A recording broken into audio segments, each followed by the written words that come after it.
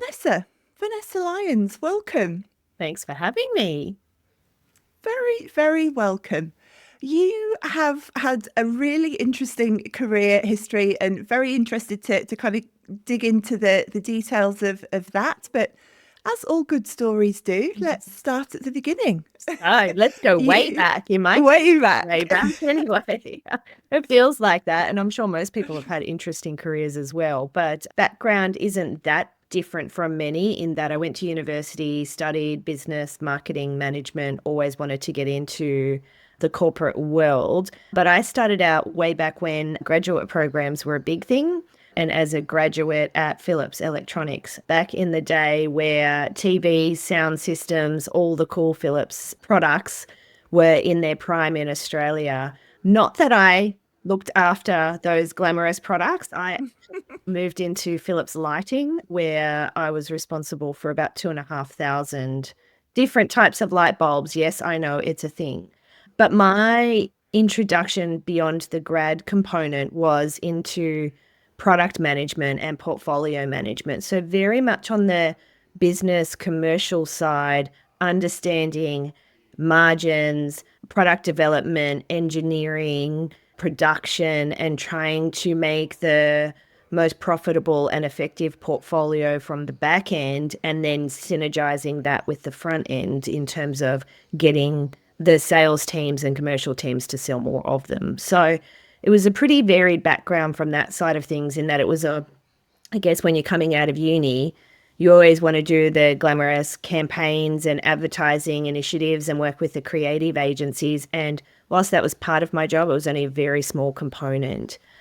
I was with Philips for about 10 years in total, but I moved around a lot. So I was definitely a go-getter and very gung-ho, but about almost 3 years into my role in Australia, I had a very supportive CEO. He was with Philips Global and had come down to Australia, and he instantly saw that I needed to get out and experience the broader Philips corporation and what goes behind making the business successful. And so I, at the ripe old age of 23, was off overseas living in China.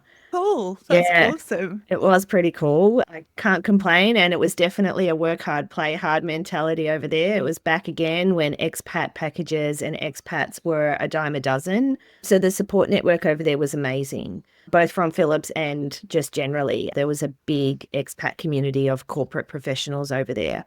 And so I moved over there more so to understand, yes, different countries. So I moved into an Asia Pacific role and a global role. So I had to look after or represent most countries in Asia and make sure that they had the right products for their markets at the right price point. So I had to make sure that the cost of the goods was right, and the development and the performance and all of those, I guess, more commercial sides of things were running well. So that was another 3 years. And my remit when I went over into China was, you're going to come back and run marketing for Philips, either in Australia or New Zealand, whichever one comes first.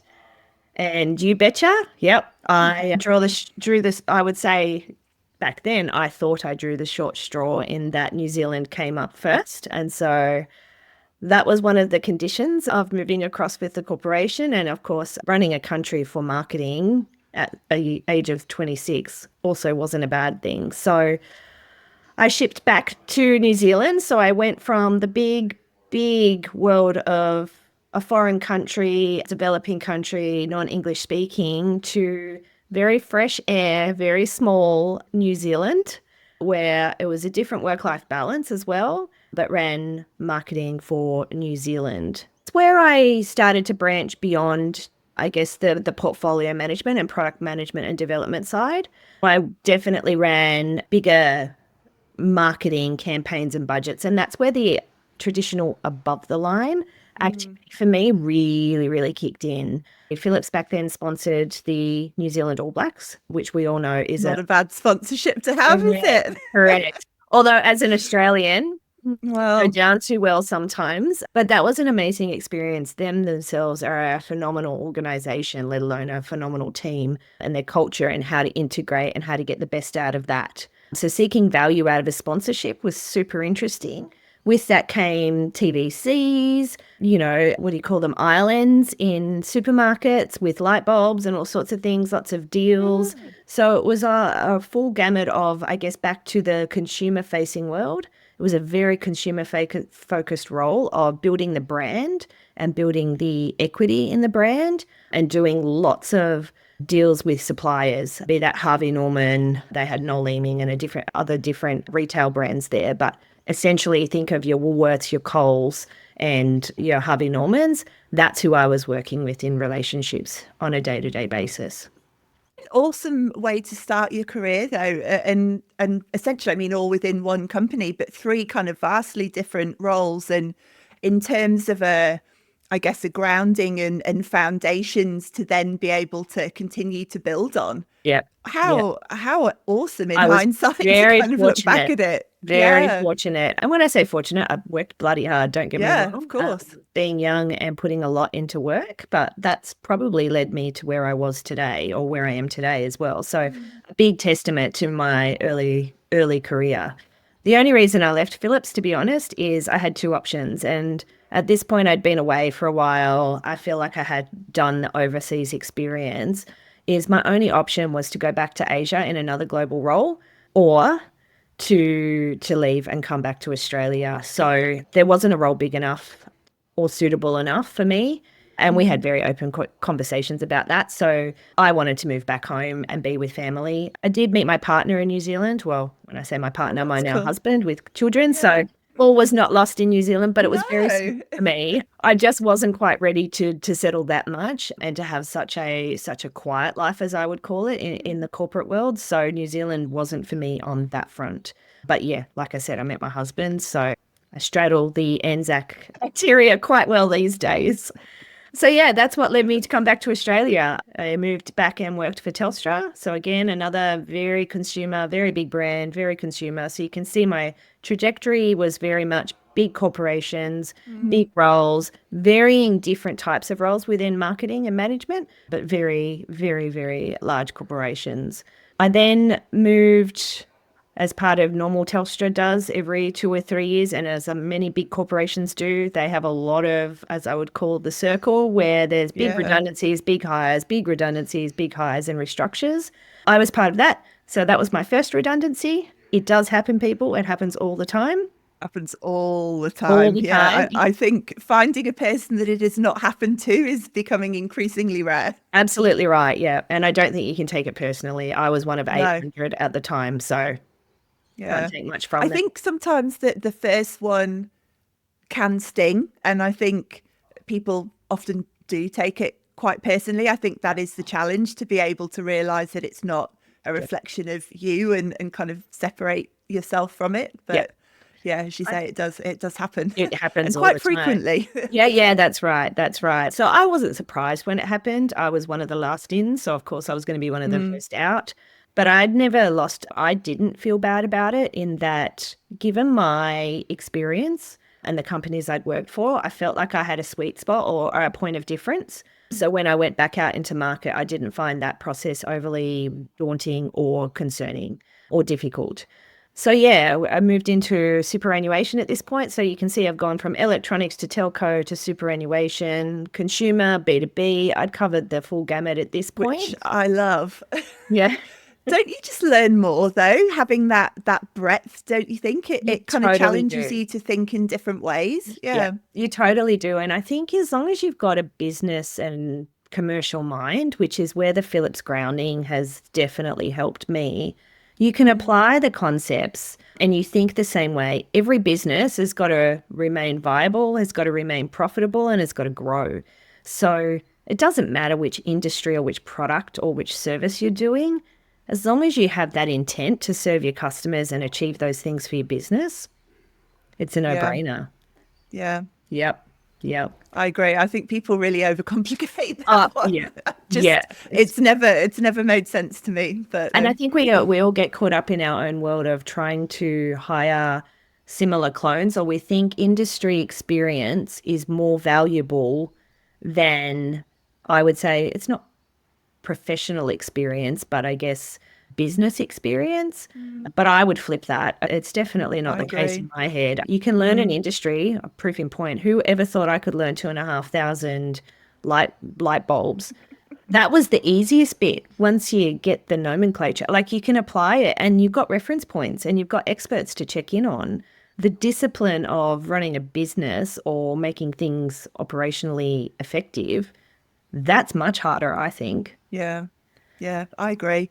I think as well, even more so that it's not a negative. I actually think it's a real positive that a bit of a cliche perhaps, but fresh eyes. And I think when productivity and innovation and all of these things are becoming more and more important, Yep. someone who hasn't necessarily had the same grounding, who doesn't necessarily look at that situation the same way you do because Yep. they've seen it 50 times before, Yep. is probably going to ask the unobvious question, because to them they're like, well, why on earth would you do it this Yep. way? Why? As opposed to, oh, well, that's what we do and we just gloss over that and move on Yep. to something else. Yep. I think there's huge value in it. And I think you raise an interesting point. So we haven't really got to the when I started working for smaller businesses part, but Yeah. that in itself is a really interesting skill set to learn and to be Mm. aware of. And you do deal with it differently. So I did do another stint overseas in Chicago. My husband and Oh, I awesome. moved across to the US for about 4 years. So yeah, I've been away a lot. Another big business, another big brand. So when we came back to Australia for the final time, and I say final time because we will be in Australia. My son was born in the US, and that was it. We were let's move home and bring him up on Australian soil. So I made a very deliberate decision at that point. I could have continued to go big brands, big power roles, all of that sort of thing. But at some point, and it's not exactly how it works, with big organizations with great backing, often you have a this is going to come out bad, but it's Mm. somewhat true. When in doubt, throw more money at it or let's Yeah. throw more resource at it. They have the ability and the power to be able to back things and either fast track or escalate them as they need to. Mm. I made a very deliberate decision moving back to Australia to move into a smaller role and a smaller business role. That meant smaller team and very much smaller budgets. In order to put my money where my mouth is if I say that I can run a business and I can grow businesses, then I need to do it when I don't have the big toolkit at my disposal. And so I moved into insurance with insurance broking, so back to B2B, away from the glamour to see if we can actually, and I was part of something called AUB Group, which essentially has, at that time, I think it was 50 broking businesses in Australia working under one brand. And they're all very different business owners. So almost a franchise model. How do we get these businesses to thrive in their own way with minimal resources and in a B2B world where marketing did not exist? It was very down and dirty. Here's a flyer, or let's go to a trade show. So, how do we do that and get customers to expand their remit of what they have with businesses? So, I very much pivoted. It was still an ASX listed company. So you then had all the regulatory requirements and reporting requirements. So learning corporate communications in a way that you wouldn't want to jeopardize investors. So a lot of different things to work on. But to grow a business with minimal resources was such a big skill set for me to learn. Mm. And it did work. And I think Yeah. from a CMO and an achievement role was almost one of my most successful in my career because that was a turning point for me to go, doesn't matter where I go, I can do this. And I can do this regardless of the resources that I have. Yeah. I love your thought process on that. And the thing that really struck me as you were saying it is that it's pretty ballsy. It's pretty brave. Like you put yourself on the And, line ultimately to and say, quite I think I can honestly, do this. yeah, and financially, it's definitely, I mean, smaller businesses don't typically pay as much Yeah. money. So it was a very deliberate decision, but I never wanted to always stay that way. But yeah, you're Yeah. right. It's ballsy on many fronts because you could Mm. have just ridden the whole brand wave. I just don't feel that. I feel that becomes same too. So I'm so pleased that I did Mm. that. Yeah. Did I was going to make an assumption. I shouldn't make an assumption. I'll I'll start again. You were climbing the corporate ladder and you were doing different things, and even just in the way you sort of articulated why you selected that business, it was almost to be able to have a proof point, a concrete proof that I can do this, I can change and affect business outcomes, I can grow a business. Yep. And you describe all of this very consciously and is some of that in hindsight, or were you at the time very consciously wanting to climb the corporate ladder, get to a certain level? What was the, I guess at this point in time, what was the end goal? Yeah, that's a good point and probably a good clarification point. Up until that moment, I was always very clearly in the marketing world. So I was at when I say the highest of highs, there's always higher you can go. I wasn't the CMO of Qantas, for example, ANZ at that point, but I was always very clearly in the senior marketing remit. And what I wanted to do was run a whole business. So that business, I would say I was intrigued always by business and the commercial side from my portfolio days at Philips, that I wanted to run an entire business, all the operations, all the IT, like I actually wanted to be right at the top. So that's why I did it, because I wanted to be able to branch myself into a broader role versus always stay in marketing. And with this smaller business, you take on, yes, all of your client relationships, but then you have sales accountability, you have negotiation ability, you're involved in mergers and acquisitions. So all of those different components of running a business sort of gave me the skill set to then become a CEO. So it was very deliberate that I wanted to get out of just a strict marketing world. As much It's as so interesting. Yeah. It's so interesting. And sometimes I think certainly things over a longer period of time are often only kind of clear in hindsight, the what were actually the really pivotal moments. But as you reflect on that first role at Philips, being a product marketing role, really was super pivotal, wasn't it? I wonder yeah. if you had gone into, say, a more brand focused role from the get-go, how it potentially would have looked. 100% agree. I still remember the Yeah. day when us as graduates, we were all comparing who got what and which companies we were going to. And I thought, I haven't really nailed it. I didn't get probably what I in my head or what is branded the most successful one, but you're absolutely right. I think credit to Philips for seeing that they need to get you your business acumen up early, and you Yeah. understand and you feel the impact of your decisions early. That one of my biggest learnings still comes back from that very day where I forgot to order enough product for a big promotion we were doing in Australia. And so we had to air freight it to get it here in time, which cost the business. You can imagine air freighting light bulbs versus on a ship. Yes. Cost a lot of money. Oops. And that's on me because I just went, this is boring. I don't want to worry about the getting it on a plane component. Yeah. And yeah, we paid for it. And I will never, I guess, undermine all of the things Yeah. you need to do again. Yeah. Yeah. Yeah. Do you think that, I was going to say lack of commerciality, and maybe that's too strong, but do you think that is part of the inbuilt challenge for marketers who want to go into more either general management or exec level management roles? Do you think that is the thing that sometimes holds them back? Yes, is the short answer. I don't necessarily think marketers don't have it. I Mm, don't think they take on opportunities beyond their remit to show it. Does that make sense? yeah.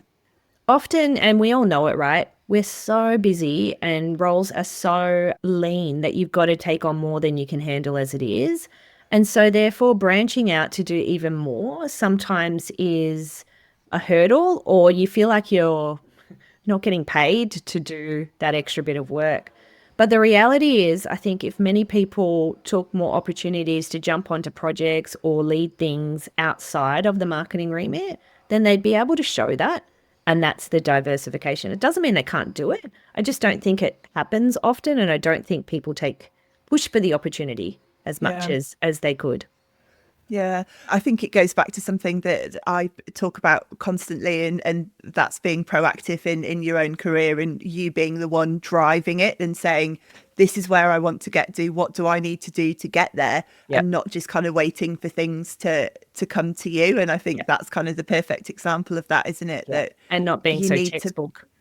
yeah, and you probably do need to work out that there might be a couple of stepping stones between where you are now in a pure marketing role and say a GM or a CEO level role that you might want to get to. That might not be a straight shot. You might have to go left before you can go up, kind of thing. I guess to that point of people not taking opportunities, I think one thing I would definitely say is early on, I acknowledge very early that if you want to succeed, and it doesn't make it right in this day and age, but it's probably true, you need to work bloody hard early if you want to stand out. So don't think doing the norm and just doing well in your job is enough. Yeah.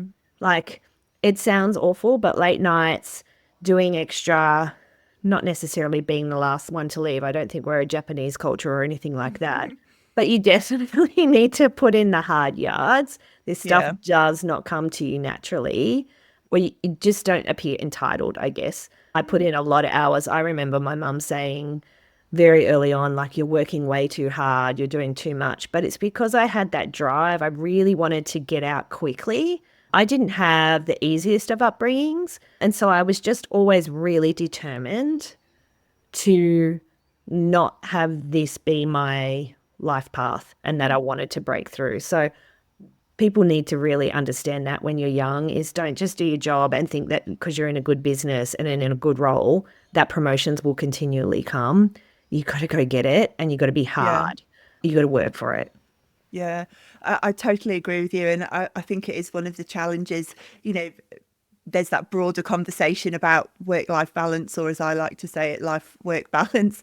But it's one thing to talk about that when you're, have to think about it, 47, 48 next week. That's why I Yep. stopped and think, almost a birthday, because you've got yourself to a kind of a position in life where you perhaps are able to make some different decisions, and you Yep. perhaps are able to be a little bit selective about how you want to spend your time, but you've kind of got to put the work in to get to that Get there. place. Yep. Say on the flip side of that, and I'm not sure what you thought when you were younger or in your career, earlier on in your career, sometimes you'd look at people who are super successful, so the CEOs or the C-suite, and you'd go, well, they're not working as hard as me. This is unfair. Or how is it that loosely they get paid more and are more successful, but they're doing less? And that's so not true. What you see behind the scenes, I wish I knew this early. And I know Yeah, people told me, but I didn't believe it. What you see of these C-suite people, what they do behind the scenes, when I say the politicking, but the relationships, the discussions, the negotiations, the hard conversations, you will never see that because it's all yeah, confidential and it's all very intense.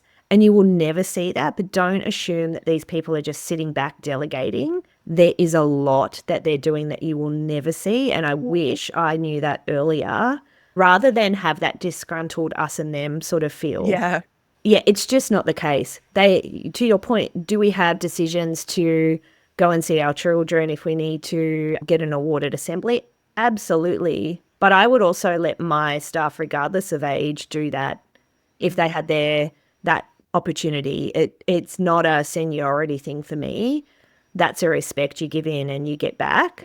yeah.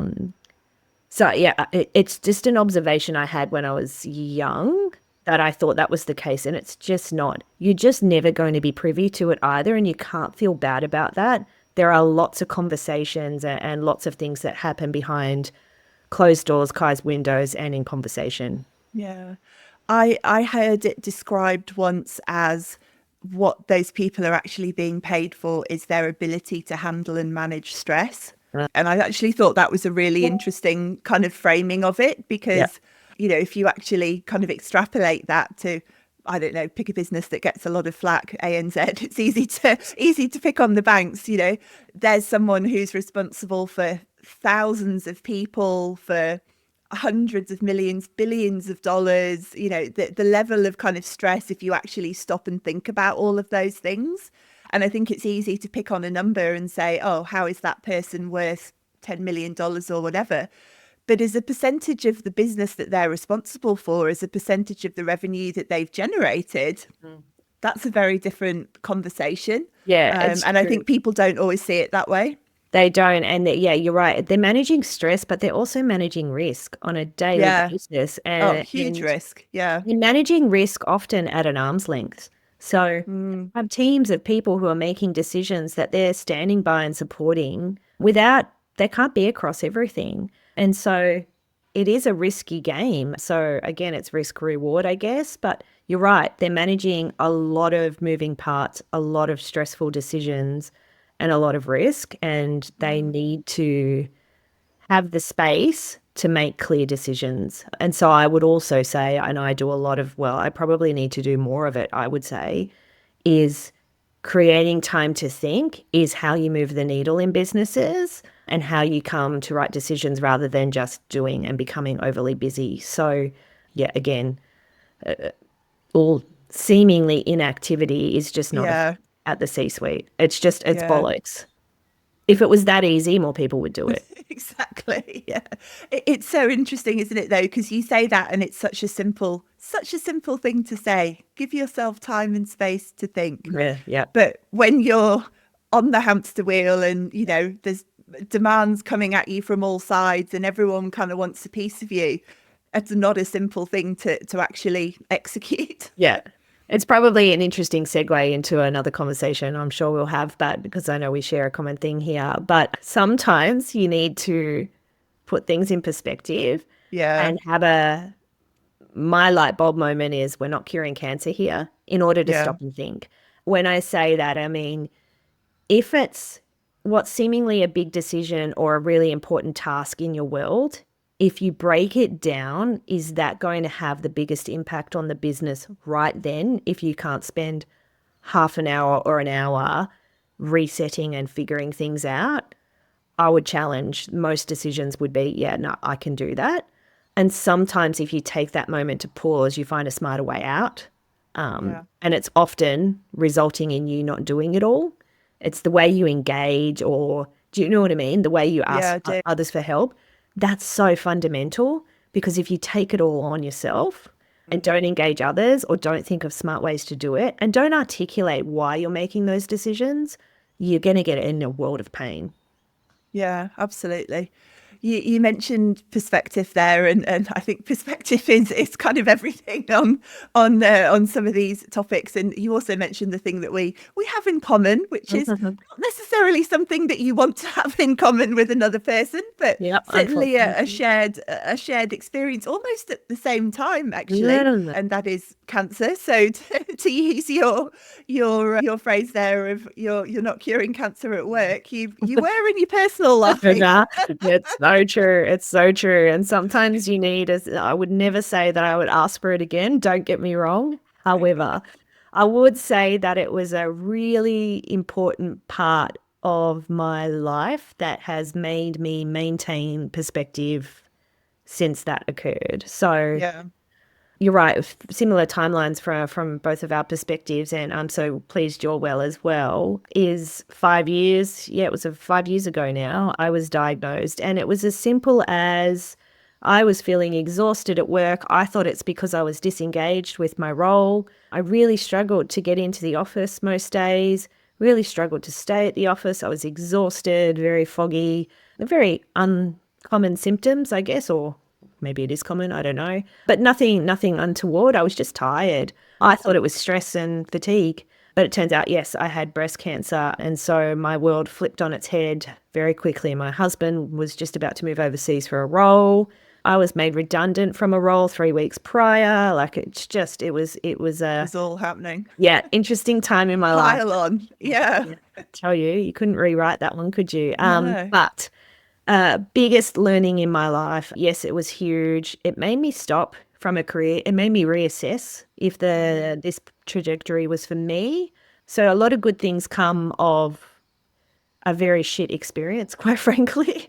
I never thought I would have it. I had breast cancer and quite clearly I did not have big boobs. So the fact that I thought any other cancer with my fair skin, anything else might have got me, but No, as it turns out, breast cancer with no boobs was my thing. But The irony, someone's got a sense of humor, haven't yeah, they?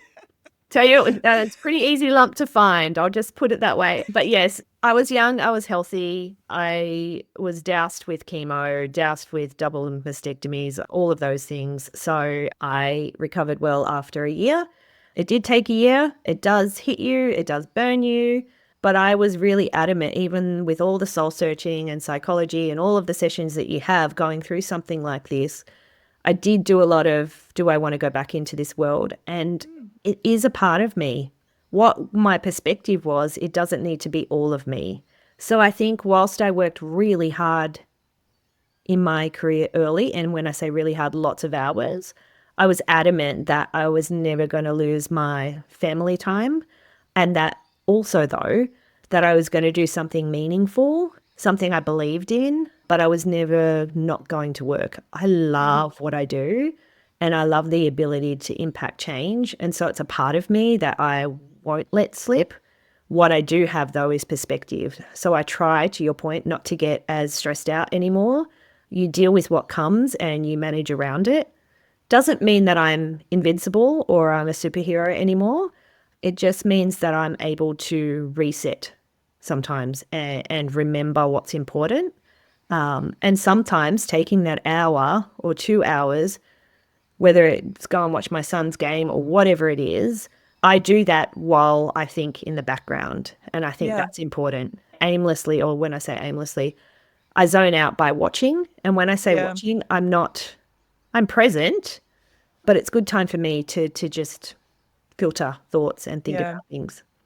I think that's some actually when you do some of your best thinking, that sort of, as you say, almost background, kind of borderline subconscious kind of thinking. That's where I think the really good stuff is happening, but it's not Absolutely. always easy to access it, particularly if you're always, go, go, go. There's always Yep. something happening. Yep.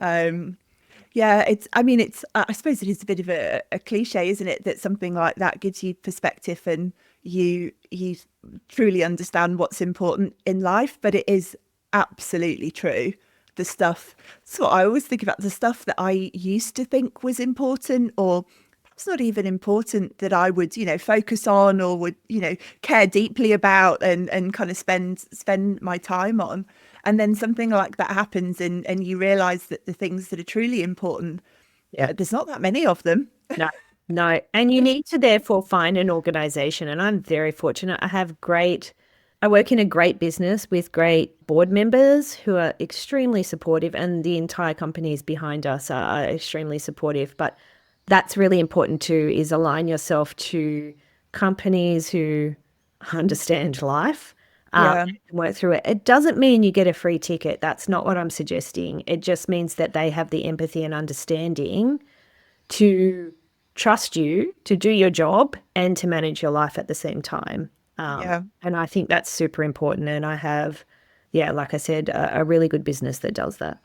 You used a word there that I also use, and I think it's a great word to focus on, and that's meaningful. Mm. Because I think so often, and it happens a lot off the back of COVID, people would talk about purpose and wanting a sort of a for purpose role. And the reason I personally prefer meaningful as opposed to purpose is that I think it can give you a much broader definition. I think if you're purely focused on purpose, it can be quite narrow and people don't necessarily know quite where to take that. Yeah. Whereas meaningful feels much broader. It could be meaningful is the relationships that you build with your team and coaching and mentoring junior team members. Yep. Hugely meaningful, but you Yeah. could do that in pretty much any business of a certain size. It doesn't have to be a specific kind of sector or niche. Yeah. 100% right on that. I actually hate the word purpose. Yeah, It's it's a little become a bit like bit, I hate the word agile. I hate the word, like, I hate tacky words, quite frankly, because I think people get caught up in using them without actually understanding what they're about, which to your point. So, yeah, companies with purpose, what does that even mean? It's just my, yeah, my I, perspective I is agree. Yeah, I just think do it's things very with the narrow. right intent and with the right outcome in mind or with the right reason. We don't ever need to overcomplicate it. I'm not a No. jargon girl. No, no. And I think it's also often when I have that conversation with people that they're on the path to kind of saying they want some sort of not-for-profit role or something that's kind of very focused in that space. But again, so narrow. Whereas you could work for, I used ANZ as the example before, but you could work for a financial service business. But if that business is genuinely helping people, and I don't know, it might be a mortgage broking, helping people to get into their own homes, Yep. that's incredibly meaningful. Yeah. But I would imagine from the outside, people might say, oh, no, that, that's not a for purpose business. But if it's done if they've built a nice culture, if they treat people well, if they put the customer first and, treat their staff well, all of those Morals are things, then aligned. absolutely value, they've got strong values and they live to those values, then that is a meaningful, in my mind, 100%. that's a meaningful role. Yep. Yep. But yeah, it's, And I think going back to the big C and what have you, people often do life pivots at these moments. Going back to that, and your perspective also is interesting, is it doesn't always need to be a mass shift in order for you to find happiness. It just means about how do you, and it's similar to business, how do you tweak the model? yeah, How do you navigate your way around it or do things slightly differently? It doesn't need to be life changing. I don't think you should ever have to come into a moment of crisis like that and then come out the other side being a different person. You don't have to.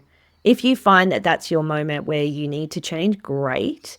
But one doesn't need to equal the other. And I think that's what I yeah, found. Fundamentally, I haven't changed the way I approach life. I'm a very honest person.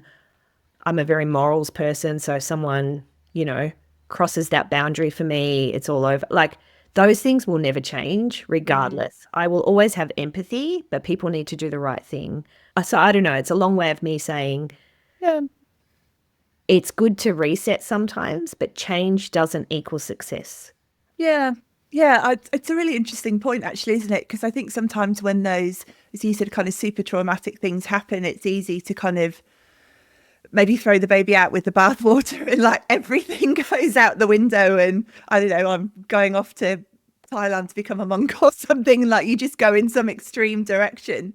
But actually, some of those smaller tweaks actually aren't that small. They Yeah. can have quite large impacts. You've made me think of something there because I often think of it as I I kind of do think I'm quite different from before or after, but I Really? wonder outwardly people that know me not that well perhaps wouldn't see it. But in my head, I feel quite different. Different? I think, yeah, I don't know.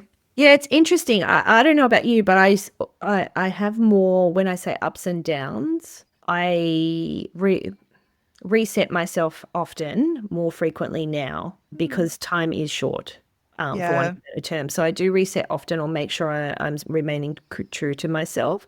I would probably say the opposite. Those who know me well probably see me changed more because they're seeing the true me come out always Yeah. more frequently.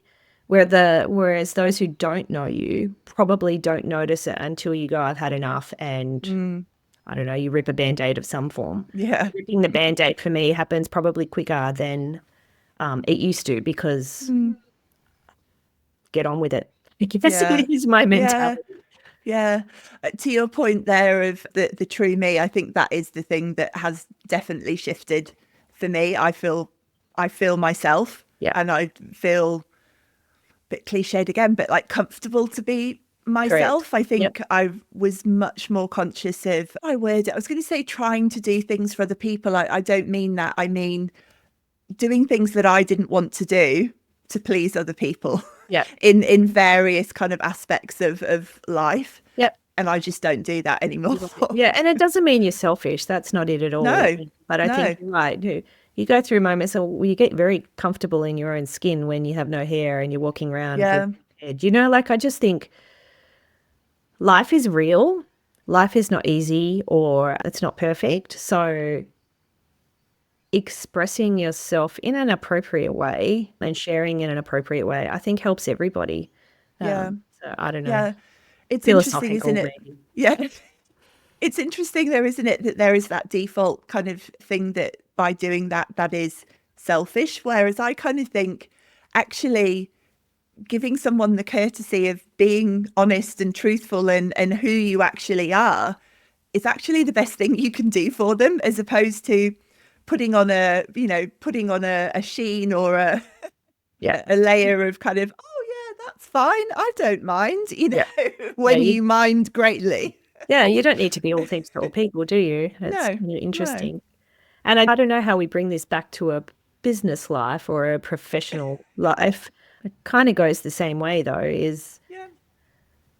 you own who you are and where you are, and everyone's path is different. So it doesn't need to be scripted or textbook. And what defines your success, I think where one of my biggest learnings is I care less about what others think my path Yes. has been and what my success is, Mm, because I know why I've made decisions and I'm happy with where I'm at. Do you know what I mean? Like, I think absolutely. you could have gone when I say stereotypical, I could have continued on that path and been in big brands, always, very high profile, but that ultimately wasn't the most Mm, satisfying thing for me, hence the change.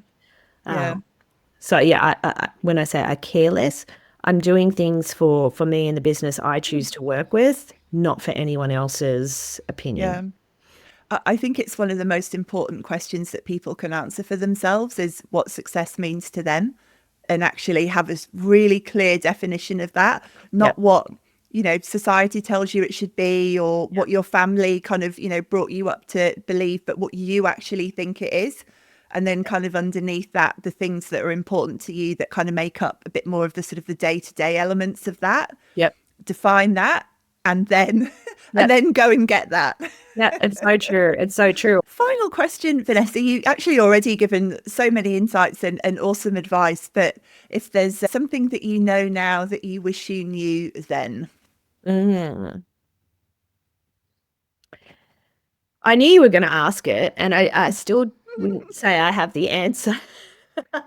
But what I know now that I wish I knew then, it probably goes back to earlier on when I said C-suite people and CEOs and people running businesses deal with a lot more than what you see, and don't judge so critically about presence. Because whilst I think their presence is super important and super valuable and super inspiring, there is a lot that any executive is dealing with. So never challenge how much time they're spending, because I can guarantee you they're spending it. I just wish I knew that earlier, because I probably, when I say I got disgruntled, it wasn't the case, but I just wish I knew it earlier, because it's true. Yeah. So listen to your elders is something you were always told as a young one. They actually do have a lot of experience. So what they're trying to tell you isn't old school. It's actually really good life advice. So take it with that intent, not with you just don't get Yeah. how it is anymore. Yeah. And I feel like you, I'll still hold that one true even in life. People know yeah. that. Yeah. Yeah. It's interesting though, isn't it? I heard on a podcast the other day, there's a particular kind of type of advice where someone can tell it to you, but until you actually experience it, you won't learn the lesson. Yep. And I kind of feel that some of that sort of falls into that, as maybe that's that, oh, they're just telling us that, whatever. Yep. And then the thing happens and you go, yep, they were right. I should have listened Yep. when they were telling me that. Yep. Yep. So true. So true. Absolutely. Thank you so much, Vanessa. That was awesome. I've so enjoyed talking to you, and it's just so cool to talk to someone who's been so intentional with kind of how they've built their career and what they've been able to achieve. So yeah, thank you so much for taking the time and for sharing your experience. It was a hoot. Thank you.